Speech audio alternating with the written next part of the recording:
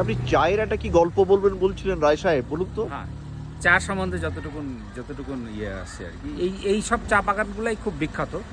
কিন্তু এর মধ্যে মাকাইবাড়ি টি স্টেট এবং ক্যাসেলটন, এরা হচ্ছে বিদেশের বাজারে আর কি দ্য হাইয়েস্ট কোয়ালিটি চা পায় আর কি। এরা মানে হাইয়েস্ট কোয়ালিটি দাম পায় ইউরোপিয়ান মার্কেটে। তার মেইন কারণ হচ্ছে কার্শিয়াং, মানে ব্যাপারটা এরকম, খুব ঠান্ডায় ভালো চা হবে না, ভালো কোয়ালিটি চা আসবে না। আচ্ছা। আবার খুব একটু গরম পড়ে গেলেও ভালো কোয়ালিটি চা আসবে না। আর সবচেয়ে বেশি লেন্দি ফগি ওয়েদার যদি থাকে সেই জায়গাটার চা হচ্ছে ভালো, সবচেয়ে ভালো হবে। আচ্ছা। কার্শিয়াংয়ের এই মাকাইবাড়ি এবং ক্যাসেলটন, এই দুটোর ক্লাইমেটই হচ্ছে এইটাকে ফেভার করে। একটা প্রলং সময়, মানে আপনি মে মাসে, জুন মাসে, রাউন্ড দ্য ইয়ার আপনি Fog দেখতে এভরিডে ফগ পাবেন, এভরিডে। কখনো কখনো সূর্য উঠছে, আবার একটু টেম্পারেচারও হাই হয়ে যাচ্ছে, আবার কুয়াশা দিয়ে সেই টেম্পারেচারটাকে ডাউন করে দিচ্ছে। এই যে ক্লাইমেটিক চেঞ্জেস, এই ক্লাইমেটিক চেঞ্জেসের জন্য, কারণ কি ফার্স্ট ফ্লাশ আসতে গিয়ে পাতা আসতে গেলে একটু টেম্পারেচার লাগে, একটু টেম্পারেচার আসলেই পাতা বেরোয়। আবার সেই পাতার যে কোয়ালিটি, সেটা হচ্ছে ফগ ওয়েদারের জন্য মানে কোয়ালিটিটা আসে। সেই জন্য দিস টু গার্ডেন, এই মাকাইবাড়ি এবং they are the famous in the world. এরা হাইয়েস্ট কোয়ালিটি পেইড চা পাতা তৈরি করে। তারপর মধ্যে এইগুলো আসে, এই মাকাইবাড়ি, থুরবোটাও এরকমই একটা ক্লাইমেটের মধ্যে আছে।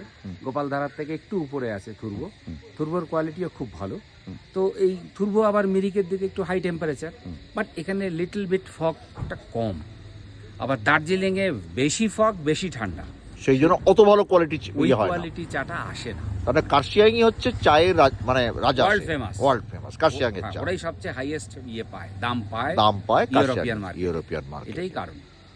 Thank you. আপনার কাছে শুনছিলাম আমাদের ডেপুটি ডিরেক্টর এগ্রিকালচারের, যিনি দার্জিলিং জেলায় রয়েছেন, মিস্টার পার্থ রায়।